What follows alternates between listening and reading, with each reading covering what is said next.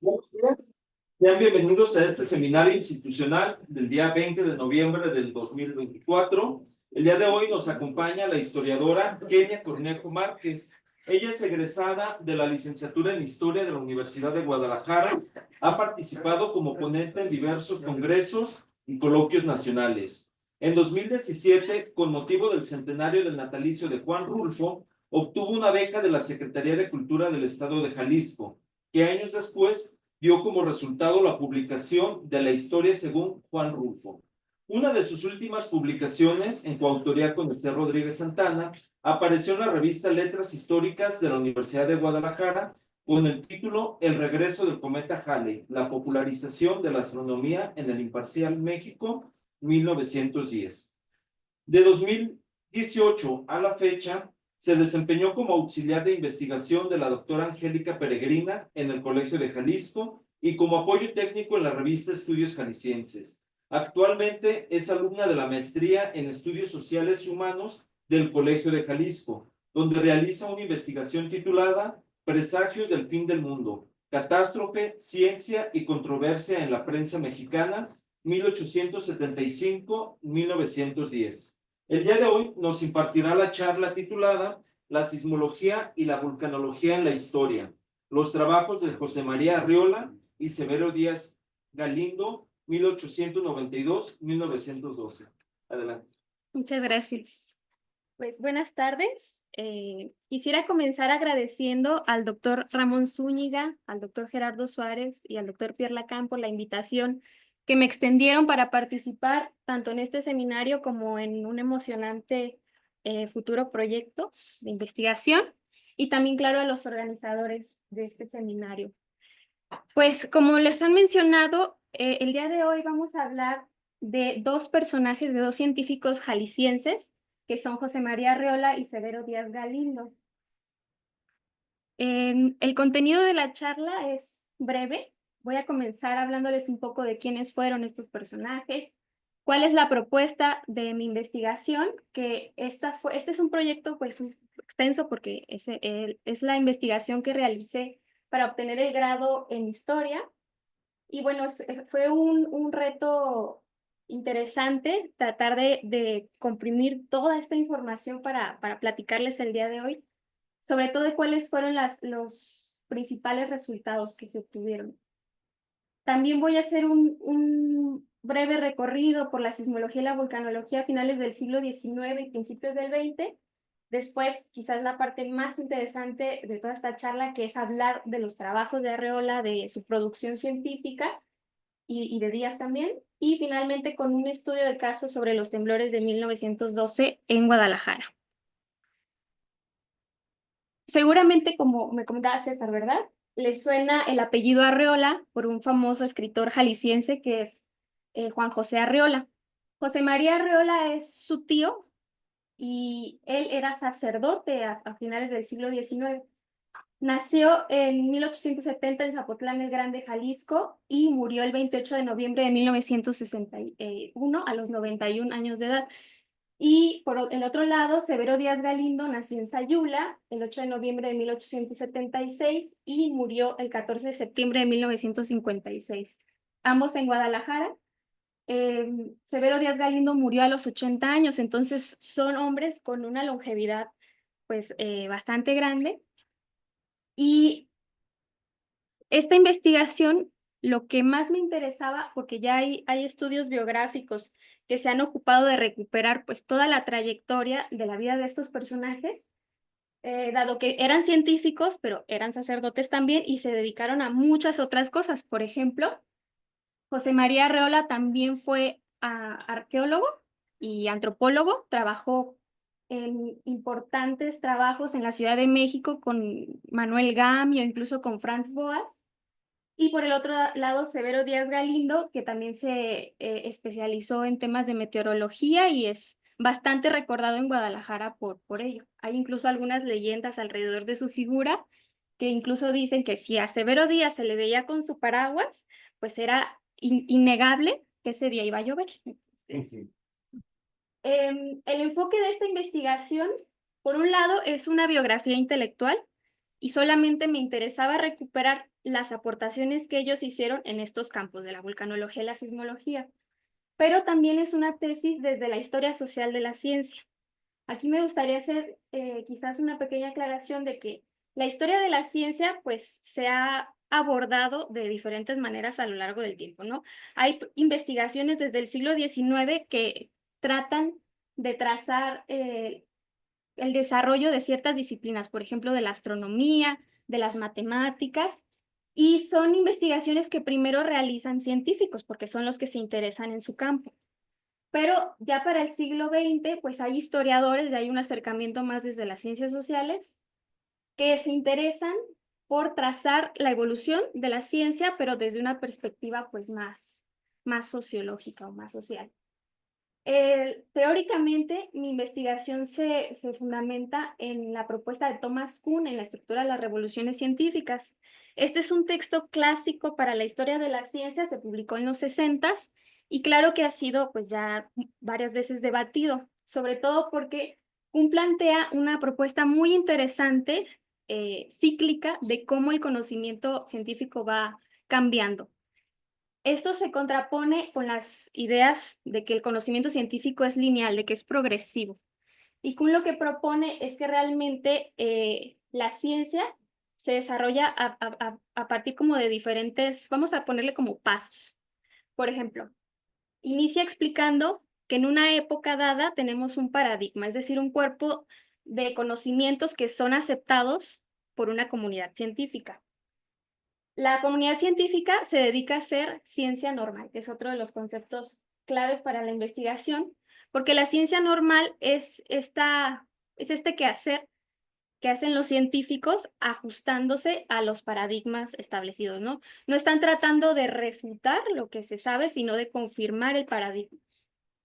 Pero cuando los científicos se encuentran con anomalías, es entonces cuando empiezan a surgir la necesidad de una explicación diferente, lo que causa una revolución que va a traer consigo un nuevo paradigma, y ese es el ciclo que plantea Thomas Kuhn en este texto. La crítica que se le hace a Kuhn es que su visión es internalista, es decir, que él considera que lo que mueve el conocimiento científico es la propia dinámica de los grupos y deja de lado muchas explicaciones sobre el panorama pues político, económico y social de una época. Entonces, los estudios posteriores, que es la historia social de la ciencia, han tratado de hacer esa contextualización y darle ese peso a los acontecimientos históricos, que es en gran parte el enfoque que yo tengo, entender el contexto de la época de Arreola y de Díaz, donde ellos proponen estas teorías que a ustedes a lo mejor les va a sonar algo disparatado, ya me dirán, y pues también entender todo el contexto histórico, ¿no? Cultural y político de ese momento, que es a finales del siglo XIX, que es también una época muy interesante de varios cambios y reconfiguraciones en la historia de México. Otro punto interesante es la manera en la que se hace esta investigación histórica. Porque, por supuesto, hay que recurrir a muchas fuentes documentales, a material, pues sí, que va a dar el sustento empírico a esta investigación. Em, yo tuve que consultar varios archivos en la ciudad de Guadalajara y también en la Ciudad de México, pero imaginen ustedes que en ese inter se me atravesó la pandemia, como a todos. Entonces, muchos archivos cerraron, ¿no? Ese fue un problema con el que tuvimos que lidiar bastantes investigadores. Y bueno, finalmente una manera de salvar todo esto fue recurrir a repositorios digitales. Afortunadamente hay mucha cantidad de información ya digitalizada que se encuentra tanto en archivos estadounidenses, europeos, como la Biblioteca Nacional de España. Y bueno, ahí poco a poco se van recolectando pues estas fuentes que terminan siendo un gran rompecabezas al que hay que darle sentido, ¿no? Y dirección. Entonces, entrando un poco en materia, eh, por supuesto que yo no conocía nada del contexto científico de la época, entonces tuve que ponerme a indagar y es difícil establecer un origen, porque, como hablábamos hace rato en la oficina del doctor Pierre, uno se puede ir hasta la época prehispánica si queremos. Pero entonces parecía que lo más sensato era tratar de rastrear esos antecedentes de la ciencia europea. Y es entonces cuando comienzo a analizar cuáles son pues estas teorías que empiezan a dar sustento a la geología, desde el siglo XVI hasta el siglo XVIII. Entonces, un recorrido muy rápido sería esta secularización que se hace del saber científico, el dejar atrás las explicaciones desde las escrituras, desde el diluvio universal, y bueno, sobre todo la obra de Charles Lyell en 1830, el uniformismo que pone estas pautas, ¿no? Sobre el plutonismo, como explicación de que la Tierra pues, se forma a partir de la actividad volcánica y no desde una explicación neptunista con un mar primitivo, y bueno, ya ustedes me dirán qué se sabe actualmente al respecto, pero en esta época esa era la discusión. También es interesante analizar las instituciones y las sociedades que se forman, porque a partir de este seguimiento es que podemos ver cómo una ciencia se va consolidando. La geología, sobre todo, se institucionaliza o se profesionaliza a finales del siglo XIX, pero tiene pues antecedentes desde la Royal Society en 1662, pero la primera sociedad geológica en el mundo es la de Londres, que se funda en 1807. Aquí les puse una lista, ay, olvidé que está el puntero aquí, una lista de otras sociedades ya en México. Por ejemplo, en la Ciudad de México se funda la Sociedad Mexicana de Geografía y Estadística en 1833, pero la Sociedad de Geología no se funda hasta 1904.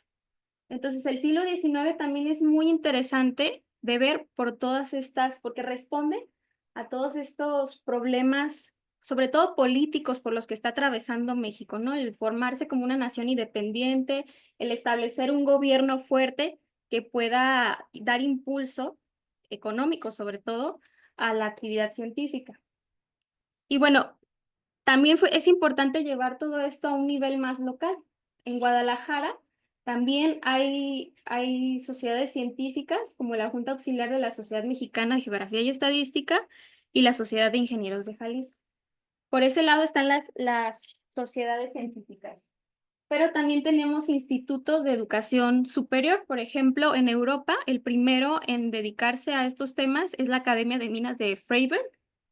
Después estaría otros ejemplos como la Escuela de Ingenieros de Almadén, y del Viejo Mundo pues llegan a la Nueva España con el Real Seminario de Minería, y mucho más tarde, ya en el México independiente, el Instituto de Ciencias de Guadalajara. Ahora, Arreola y Díaz no se forman en ninguna institución de educación superior, ellos son sacerdotes.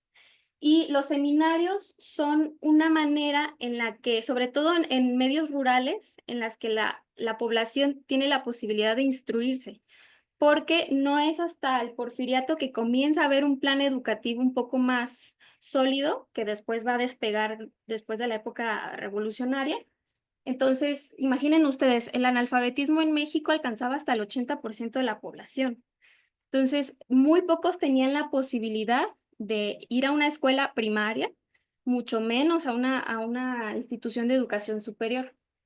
Entonces, Arreola y Díaz, que no provienen de familias muy acaudaladas, ingresan al seminario de Zapotlán el Grande, que es auxiliar del seminario de Guadalajara, y es en esta institución donde también reciben una formación científica, aunque no muy especializada, porque siempre tuvieron ese señalamiento de que eran sacerdotes. Y por supuesto que esto es un tema interesante cuando analizamos sus textos científicos, porque se nota pues su profunda religiosidad, aunque eso va cambiando conforme pasan las décadas, porque ellos también van entrando en una dinámica más especializada. Lo interesante de estos años, cuando ellos están en el seminario de Zapotlán, es que inauguran, bueno, en el de Zapotlán ya había habido un intento de crear un observatorio astronómico, pero Arreola lo vuelve a abrir en 1892 con instrumentos que incluso ellos fabrican y que mandan a hacer también a pedir de Europa, pero otra parte también la fabrican en Zapotlán. Y bueno, instalan por supuesto un cuartito ahí en la azotea del seminario que tiene vista al volcán de Colima. El volcán de Colima ya había sido estudiado por diferentes viajeros europeos o incluso por mexicanos, pero nunca había sido observado tan metódicamente. Es decir, ellos hacían registros todos los días, tenían, creo que hacían observaciones a las 9 de la mañana, a las 2 de la tarde y a las 7 de la noche. Y si era posible, incluso tenían como turnos ahí que doblaban para estar registrando la actividad del volcán. Y bueno, aquí me gustaría también acotar que el 1 de enero de 1893 inician estas observaciones que van a durar más o menos una década, hasta 1905 más o menos. En 1894 incorporan al Observatorio de Zapotlán a la red del Servicio Meteorológico Nacional, y esto implica que la información que ellos están recabando también se publica en boletines de la Ciudad de México. Finalmente, en 1895, fundan otro observatorio en el Seminario Conciliar de Colima, pero esto tiene una historia interesante. A veces es fácil olvidar que estos personajes también fueron personas reales y que tienen sus propios sueños, aspiraciones y un carácter también que los define. Y Arreola es un personaje interesante en ese sentido porque él va a tener varios momentos en su vida que se nota que tenía un carácter bastante fuerte, muy determinado. En 1894 lo mandan castigado a una parroquia en Jiquilpan y después de andar dando ahí tumbos o rodeos, termina en el observatorio, en el seminario de Colima. Y bueno, esto va a ser importante posteriormente cuando veamos que abandona el sacerdocio. Más o menos como para 1917, él se separa de la iglesia. Entonces, imaginen ustedes, estamos en una sociedad como puede ser la de Guadalajara, que son todavía algunos muy católicos, y pues él toma esa decisión que luego vamos a ver la razón, pero un poco se los adelanto. Perdón, una duda rápida. Sí. Zapotlán el Grande es la actual ciudad. Ciudad Guzmán, sí. Es curioso que uno va a Ciudad Guzmán y ves que muchos locales siguen con el nombre de Zapotlán. Entonces, como que hay problemas porque el nombre se lo cambió el gobierno, ¿no? Entonces, yo prefiero, la verdad, llamarle Zapotlán el Grande. Sí. Yo soy Guzmán. ¿Sí? Ay, bueno.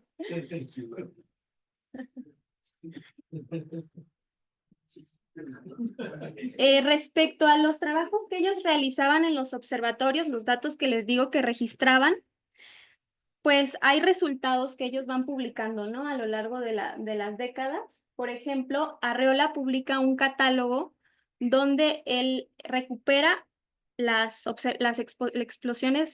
erupciones modernas, que les llama a partir de 1893, porque empieza a realizar estos registros instrumentales y todas las que él recupera a partir de 1576 las llama erupciones antiguas. Ese es un resultado de su investigación.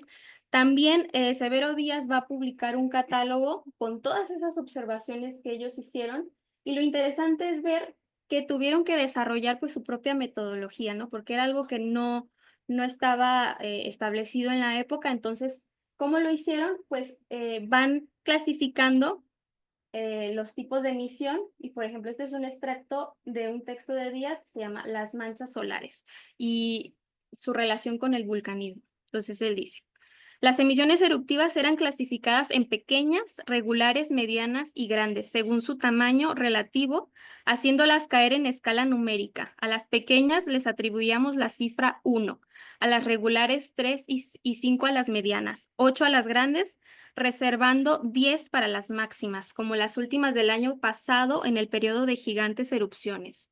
Pero como no siempre caían las erupciones del volcán exactamente en los tipos dichos, la escala descrita nos daba la latitud necesaria, llenando las cifras intermedias y a veces recurriendo a fracciones decimales para registrar con mayor exactitud posible la actividad volcánica.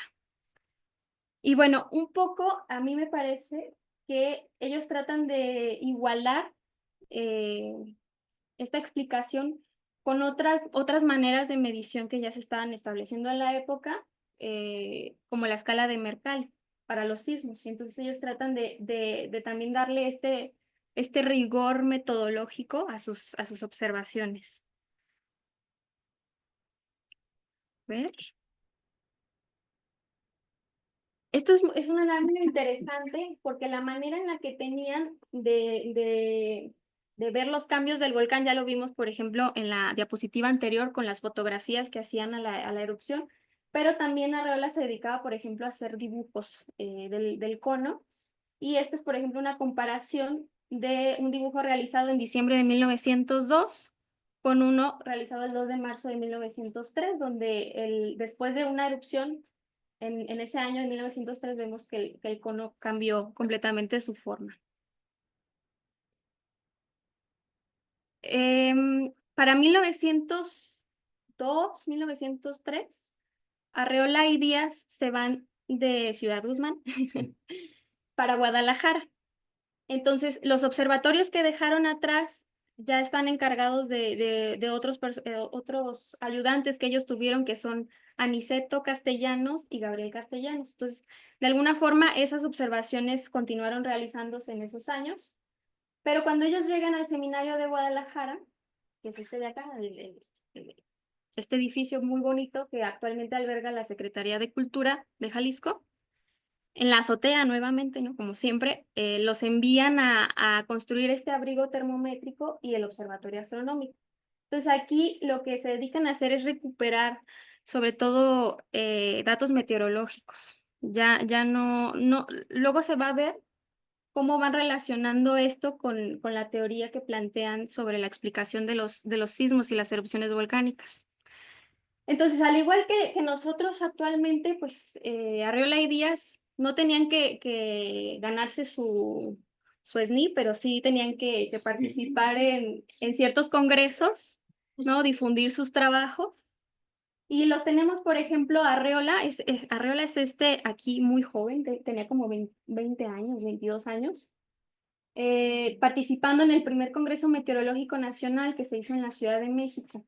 Y aquí es muy interesante ver cómo él se va relacionando pues con grandes personalidades de la capital, ¿no? Con los directores de diferentes observatorios y de sociedades científicas. Y a la derecha tienen la foto del banquete que se dio para el 10º Congreso Geológico Internacional, donde participaron ya pues, científicos europeos como Angelo Heilprin, no sé si a ustedes les sonará de algo, y donde Díaz participó presentando su catálogo de las efemérides, que fue bastante bien recibido por la comunidad científica internacional. Recibió varias pues, halagos, ¿no? Felicitaciones de que se estuviera haciendo un trabajo tan sistemático para observar el volcán de Colima. Ujú. Me llama la atención que Sí, hay una mujer. sí, No me llama la atención que sea solo una, la que ya, es una nada más. ¿sabes qué hacía? Sí, ella es, ay, nomás no me acuerdo, creo que se llama Raquel. Sánchez, así es. Bueno, Raquel Sánchez Suárez, a mí también me llamó la atención, por eso el otro día le comentaba, doctor, de que me gustaría mucho hacer un trabajo sobre las mujeres en la ciencia, porque es muy común que se hagan estudios sobre la formación de mujeres. A finales del siglo XIX es cuando apenas empiezan a ingresar a las universidades. Incluso por ejemplo, la primera médica mexicana, Matilde Montoya, en su examen de grado estuvo hasta Porfirio Díaz ahí presente. Son cosas como muy inauditas, ¿no? Lo interesante aquí es quizás también este otro personaje que ustedes ven aquí muy cruzado de brazos, que es Luis G. León. Él era el director del observatorio de la Escuela Normal para Señoritas y también era uno de los fundadores de la Sociedad Astronómica Mexicana. Y él promovía mucho la participación de las mujeres en este tipo de eventos. Pero si uno ve las memorias del Congreso donde están publicados todos los trabajos, esta señorita Raquel hizo una presentación sobre la meteorología para la docencia. Sí, era normalista. Pero de todas formas es muy interesante ver que su texto también es muy breve. No les dejaban hablar mucho. Pero De todas formas, esto demuestra que las mujeres siempre han estado presentes, pues, aunque sea tras bambalinas, porque luego hay otros trabajos como el de la carta astronómica, donde mucha de la información registrada, de hecho creo que hay fotos en la Mapoteca Orozco y Berra, de que los datos eran registrados por mujeres auxiliares, y eso también ha estado como muy olvidado. Pero sí sería muy interesante destacar que siempre han estado presentes. Aunque bueno, evidentemente es un mundo dominado por los hombres. Aquí está, es una lámina curiosa, porque a partir de todos esos registros que Arreola y Díaz hicieron por más de 10 años, pues, tanto de la actividad del volcán como de sismos que registraron y sobre todo de lo meteorológico, Arreola empieza a formular una teoría de por qué hay temblores y por qué hay erupciones volcánicas. En esa época, ambos fenómenos estaban muy relacionados. Se asumía que si temblaba era por razón de algún volcán y siempre se procuraba ver en las inmediaciones qué actividad volcánica había ocurrido. Entonces, en el primer dibujo, Arreola está planteando una ilustración de un volcán ideal, que en la época se definía como una abertura vertical y cilíndrica que comunicaba directamente al exterior con el océano Igno situado bajo la corteza terrestre. Y entonces Arreola dice que ese es un modelo muy sencillo que no explicaría por qué ocurren los sismos. Y él propone esta idea de un volcán perfecto. Entonces, según el modelo de Arreola, el volcán tendría un cráter rodeado por rocas de anteriores erupciones. En el interior habría un tubo que descendería hasta introducirse en el océano incandescente, dejando a su alrededor una cuenca volcánica tapizada por goteras estalactitas y que además contendría los vapores.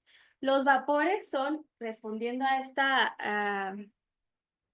explicación aristotélica que se daba de que debajo de la corteza había cavernas, ¿no? Y que contenían ciertos vapores o tensiones, una neuma a veces también se utiliza ese término, que al entrar en contacto el agua de los océanos con el material incandescente, eh, pues había como diferencias de tensiones que derrumbaban las cavernas y eso causaba los sismos. Y esta también un poco la explicación que Arreola intenta sustentar. Ahora, todo esto está obviamente superado, pero en el paradigma de la época, Arreola estaba confirmando las teorías que se tenían, ¿no? En el momento. Otra cosa muy interesante, déjenme decirles, es de que él habla de una tensión, de un cambio en las presiones, y sobre todo en la presión atmosférica. Por eso les interesaba estudiar el clima. Arreola llegó a afirmar que las lluvias provocaban que entrara agua al volcán y que esas precipitaciones también modificaban las presiones. Y causaba desequilibrios. Entonces, de ahí viene esta idea que incluso está arraigada en el saber popular de que en temporada de sequía tiembla y cuando hay temporadas de lluvias hay erupciones volcánicas.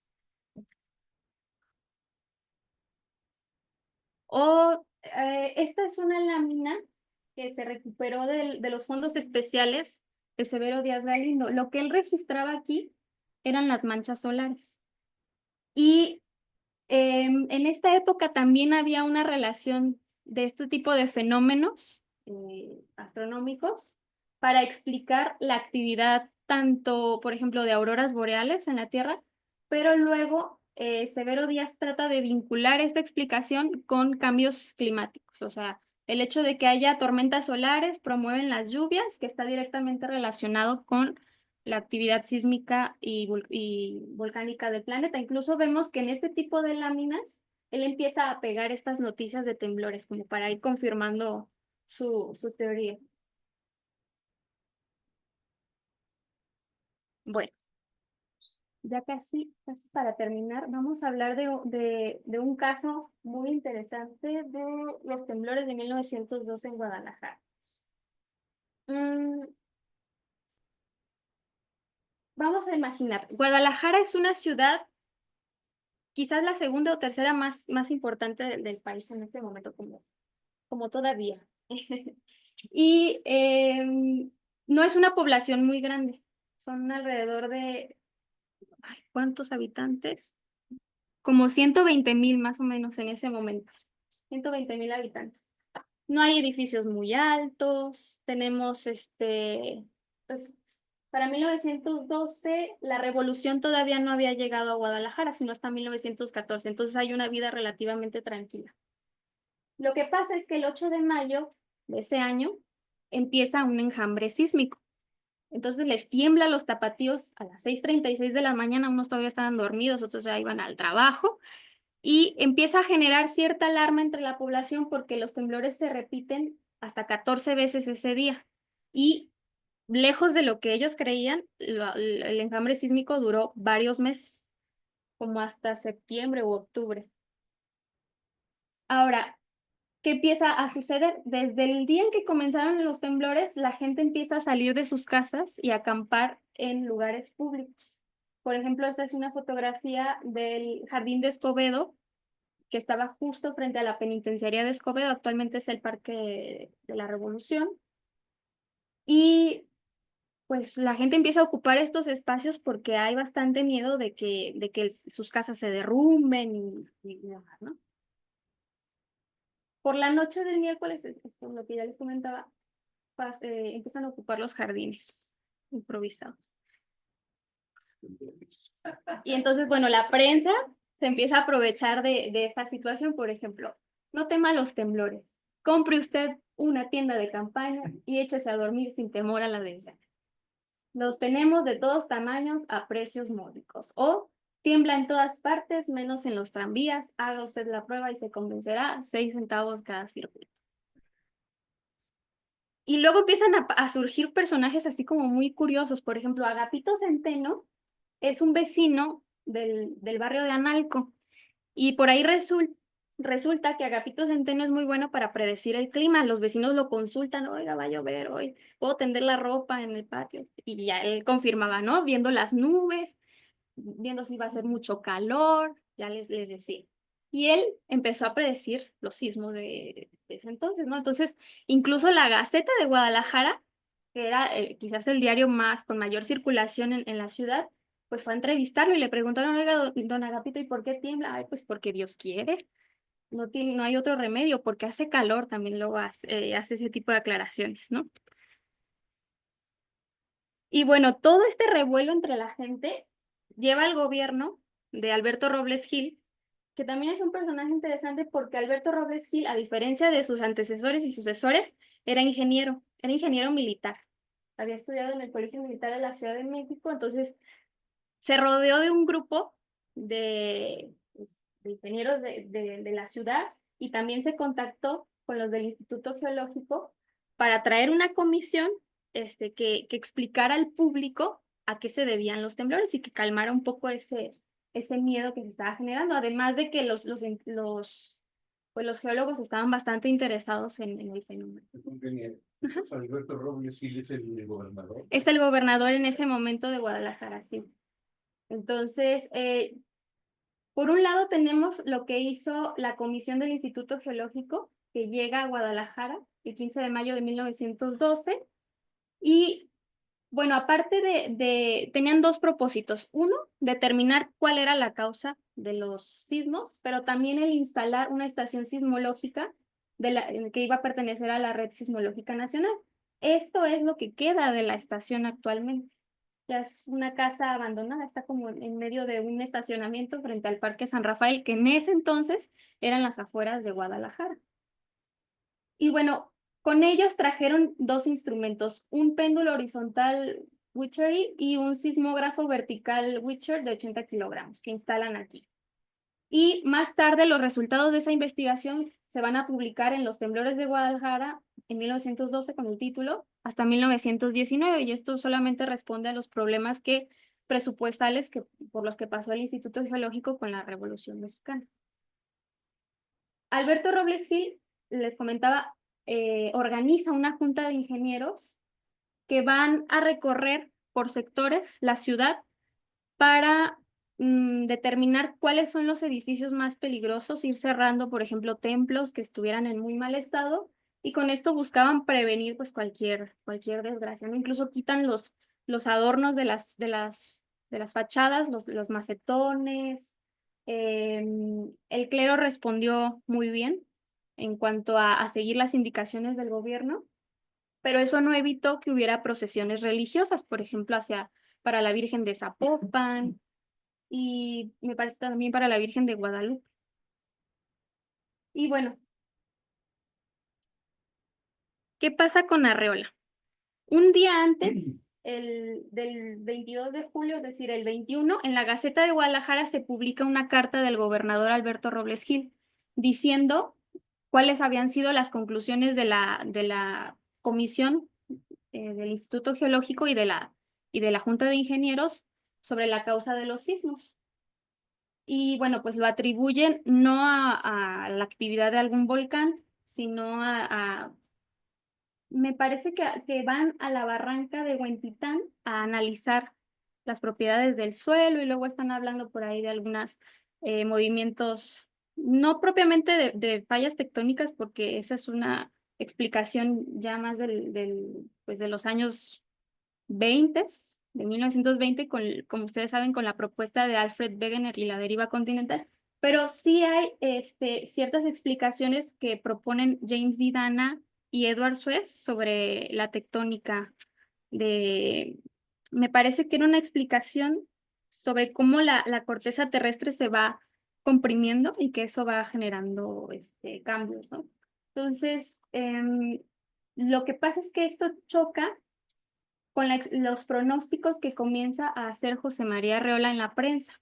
Ahora, Arreola no es que quisiera causar miedo entre la gente, sino que él veía en esto una utilidad, pues, una utilidad social, ¿no? Él de hecho publica diciendo que él espera que esto le sirva a la población de Guadalajara, que su objetivo es que pues se conozcan las causas de los sismos que él atribuía a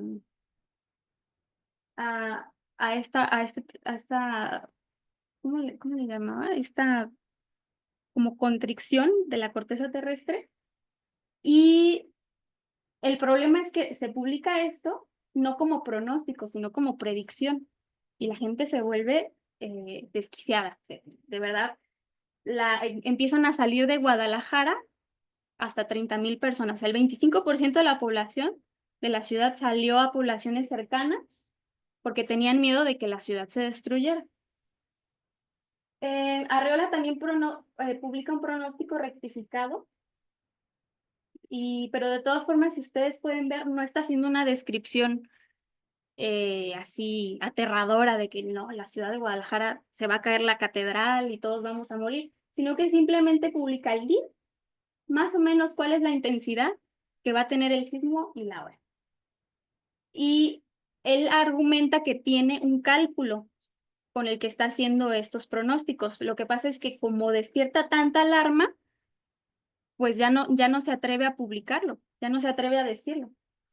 Entonces, hay una franca confrontación con Arreola. Está el bando del gobernador y de los científicos de la Ciudad de México que dicen que Arreola se está equivocando, que está causando alarma y que debería ir hasta preso por estar haciendo todo esto.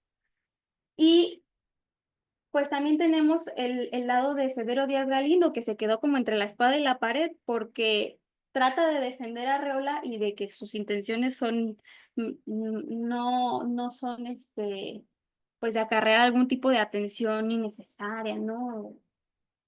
Y se preocupa por registrar también los datos y de ir confirmando o desmintiendo los pronósticos de Arreola. Esta es una gráfica que espero se pueda percibir bien sobre los resultados de instrumentales que tuvo la comisión del Instituto Geológico para desmentir los pronósticos de Arreola. Y entonces, según ellos, ninguno fue correcto. Pero la gente creía otras cosas, incluso en los parques, cuando temblaba, cuando Arreola decía, la gente se ponía a gritar, Arreola, Arreola. Y bueno, él salió como un poco, vamos a decir que raspado. ¿Por qué? Arreola, después de todo este circo mediático, decidió no volver a dedicarse a los temas de sismos y de volcanes. Más tarde, como les mencionaba, incluso se pelea con el arzobispo, que es Francisco Orozco y Jiménez, que también tiene fama de complicado, y termina abandonando el sacerdocio y no vuelve a publicar de esto jamás. Perdón, Ajá. esto no está publicado por la acción, ¿verdad? De la Junta de Ingenieros. Sí, está en expedición. Ah, sí, no están las predicciones. Lo que lo hizo fue la Junta de Ingenieros, sí. Esto está en el informe de la Junta de Ingenieros. Incluso tiene aquí esta leyenda que explica a qué corresponde cada línea y haciendo esa aclaración de que Las barritas hacia abajo. las barritas hacia abajo son los pronósticos de Arriola. Así es. Entonces, ya para terminar,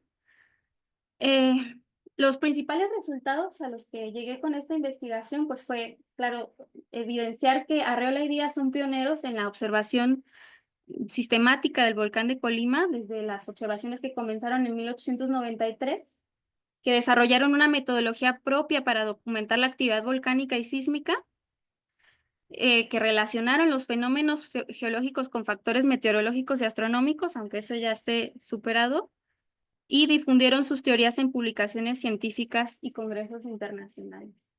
Su legado, o sea, que realmente de todo esto se sigue retomando, pues son esos catálogos que ellos publicaron, que como los doctores Pierre Lacan, Gerardo Suárez y el doctor Zúñiga, pues rescatan, ¿no? Todo esto para la sismología histórica. Y ya terminé a tiempo, ¿verdad? Sí, muchas gracias.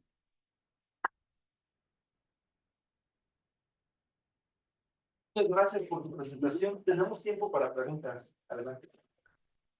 Muy interesante la presentación. Creo que la perspectiva histórica está muy bien representada y que tienes un conocimiento con bases geológicas y geofísicas, entonces eso me ayuda Sí. muchísimo a entender. Me llama la atención todo este trabajo que hicieron en Colima, pero no se habla de ningún pronóstico que hayan hecho de la erupción que hubo en Colima, o sí la hubo. Para 1913, ¿verdad? Sí. No, porque ya estaban muy castigados. De hecho, lo que pasa es que cuando empieza a terminar todo el problema de los sismos de 1912, la iglesia no había dicho nada, porque pues los estaban apoyando en cierto sentido, ¿no? Pero cuando fue muy evidente que Arreola iba a salir mal parado, sobre todo con el gobernador, entonces lo mandan lejos, creo que lo mandan a Guanajuato, una cosa así. Y a Díaz también lo castigan. Entonces, para 1913 ya no quisieron publicar nada. De hecho, no hay ningún estudio de ellos. Sí, por eso importa mucho la situación así en sus vidas, qué momentos, qué están viviendo, porque hay repercusiones también de lo que les pasa. Ujú. A ver si Sí. Hay muchas cosas que me llaman la atención.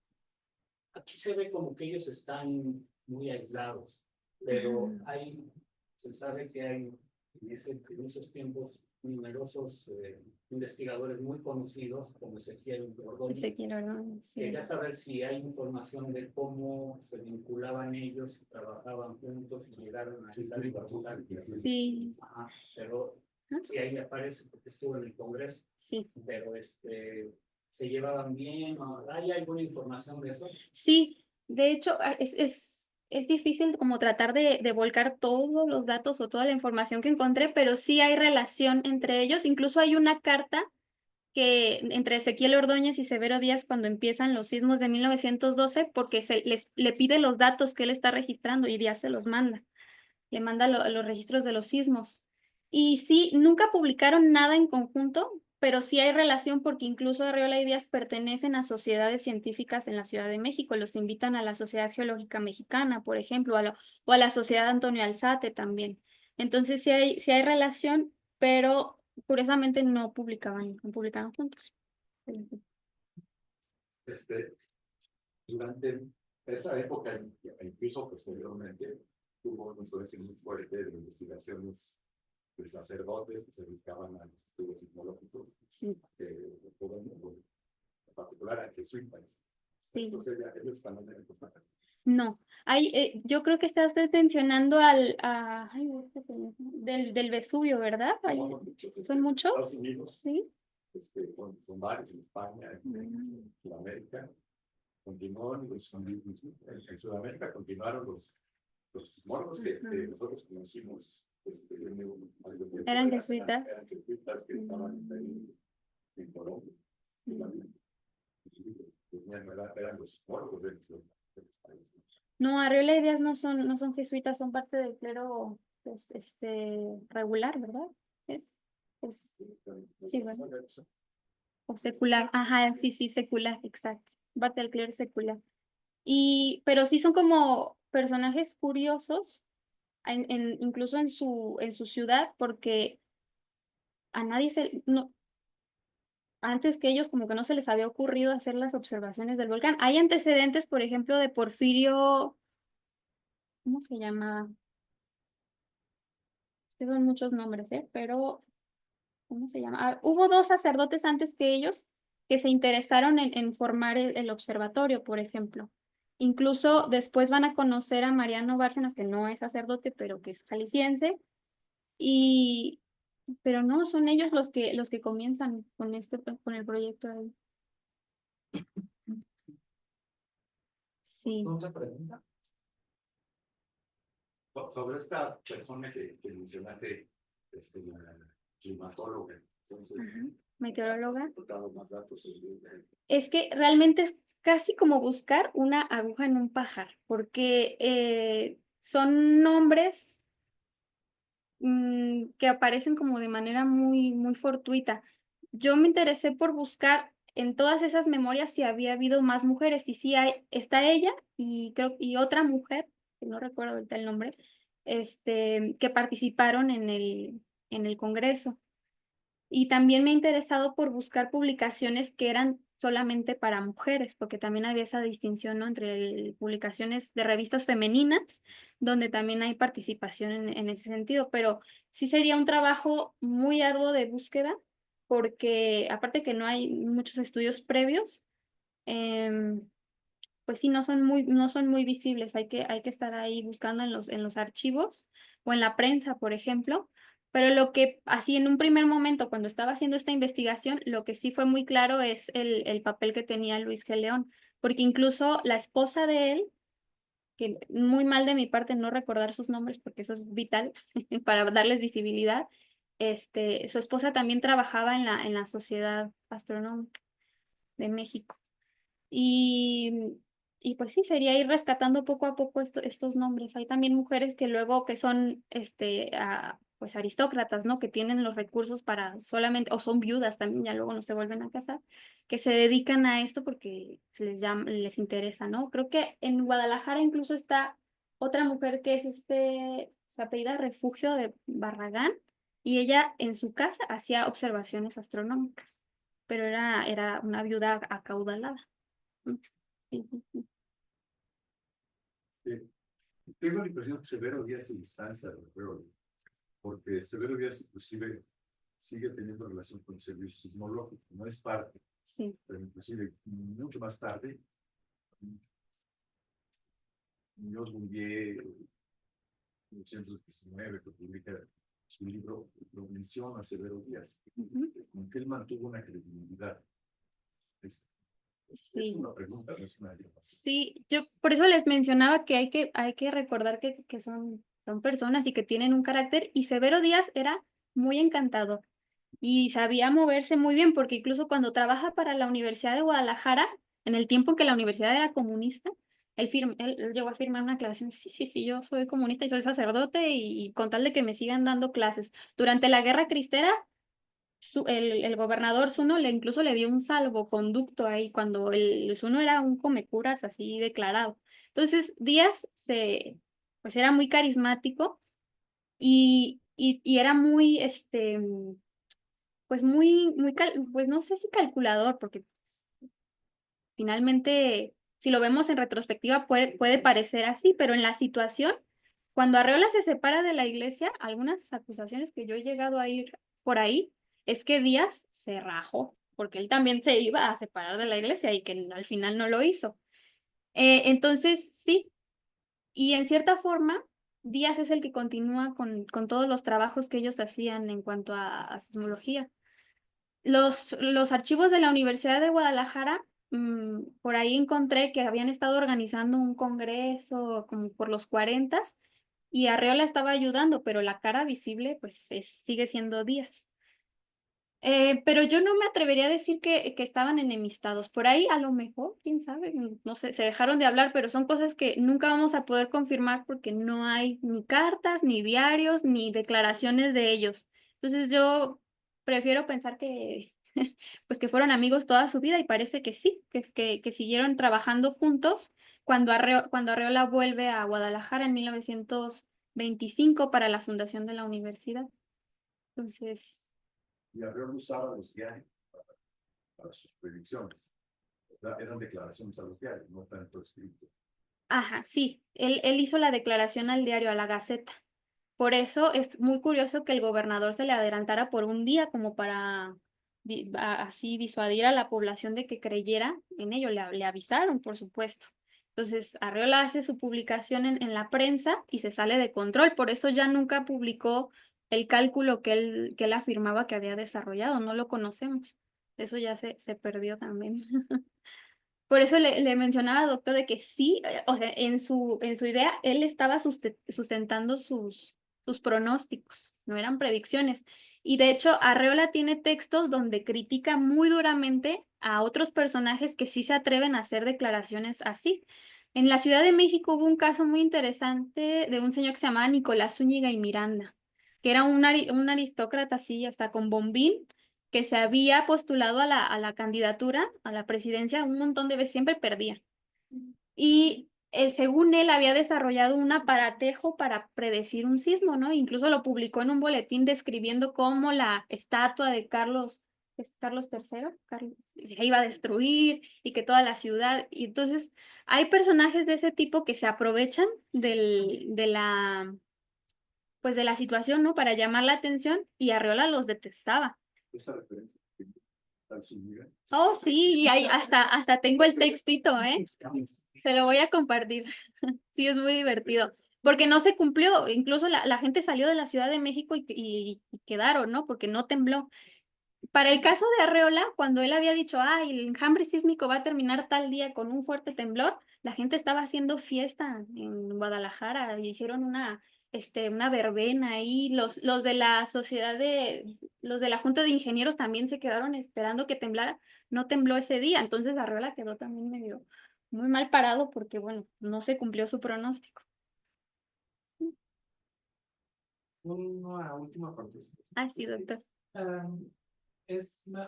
Bueno, viendo que después de 120 años de descubrimientos científicos, las mismas creencias que había en la época siguen en la actualidad. Sí. Y muchas de las preocupaciones de la relación de los sismos con el clima o con las erupciones con el verano o el invierno,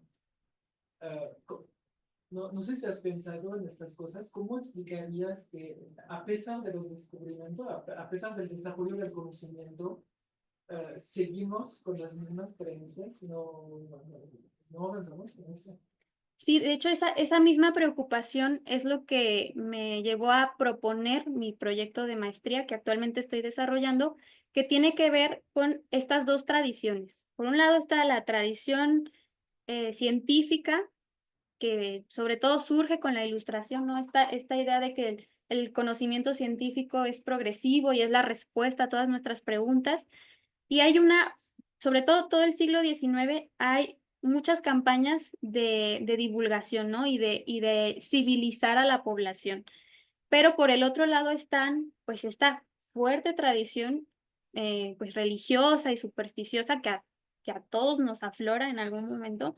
Ya ustedes lo reflexionarán cuando nos vemos en una situación que nos supera, ¿no? Entonces, lo que yo trato de hacer ahí, o lo que voy a tratar de hacer a partir de estas fuentes, es que no se puede eliminar, no importa cuánta intención ponga, por ejemplo, aquí el gobierno de Porfirio Díaz en modernizar la mentalidad de México y de llevar pues, la educación y la ciencia y demás, no se puede eliminar ese factor que es pues enteramente humano. Luego se habla de los universales, por ejemplo, de esta idea de que pues hay ciertas cosas que responden más pues a los sentidos o a las emociones que son enteramente humanas. Entonces, el hecho de que todavía pase, pues solamente confirma, para mí confirma esto. ¿Listo? Pues demos un fuerte aplauso a la historiadora Kenia Cornejo.